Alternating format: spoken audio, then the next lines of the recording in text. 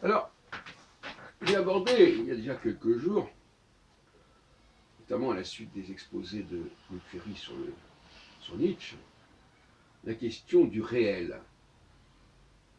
Alors, j'ai reproché à Nietzsche et à Ferry surtout de dire que le réel, après tout, on ne sait pas très bien ce que c'est, que ça peut être interprété de différentes façons, etc. Et moi, j'ai répondu que le réel pouvait être effectivement pollué par les discours, pollué par les analyses, mais il peut être aussi, c'est là que j'interviens aujourd'hui, il peut être aussi en rapport avec la technique. La technique, qu'est-ce que c'est du réel, la technique?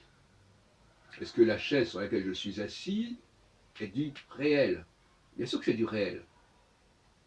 Et en même temps, c'est un certain type de réel.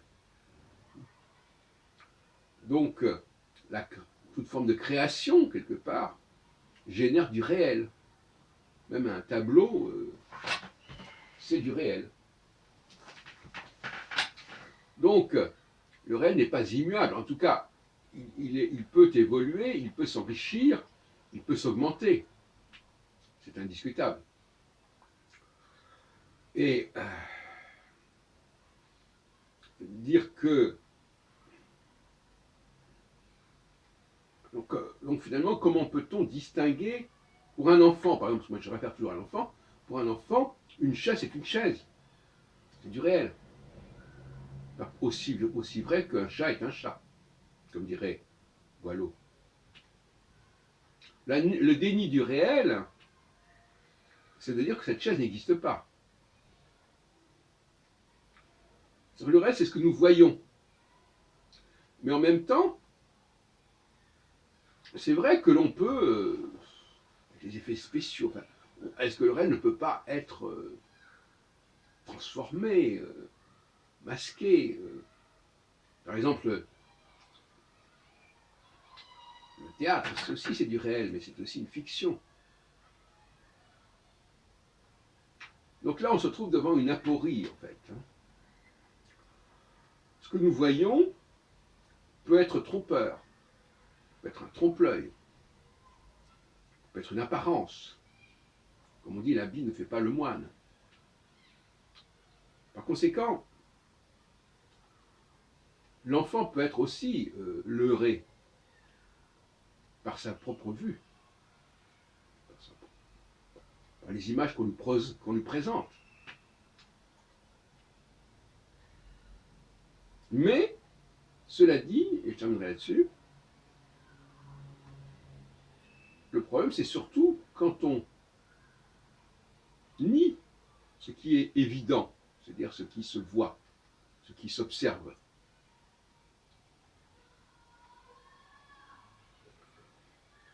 Dire par exemple que les hommes et les femmes sont égaux, c'est pas du réel, ça.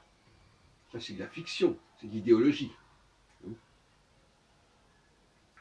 Cela dit, on peut fabriquer du réel. C'est l'imposture, par exemple, une fausse édition de Nostradamus, c'est un réel, c'est un faux. Mais l'ouvrage existe. On peut voir, voilà, il est là, vous l'avez sous les yeux, toc, voilà. On peut vous le montrer. Une fausse édition qui n'en est pas moins réelle. Par exemple, cette édition 1555 des prophéties de Nostradamus, c'est un faux. Pour toutes sortes de raisons, notamment parce que la vignette n'est pas celle qu'on pratiquait à l'époque dans la production nostradamus, mais était plutôt celle qui était pratiquée par les imitateurs de Nostradamus. C'est une erreur rétrospective, sur lesquelles je reviendrai là-dessus peut-être. Donc, on peut avoir un réel qui est une contrefaçon, qui est contrefait, qui est forgé. Donc j'en suis là. Bon, voilà, j'étais obligé par honnêteté intellectuelle de vous dire que la définition du réel n'était pas si simple que cela à mettre en évidence, et que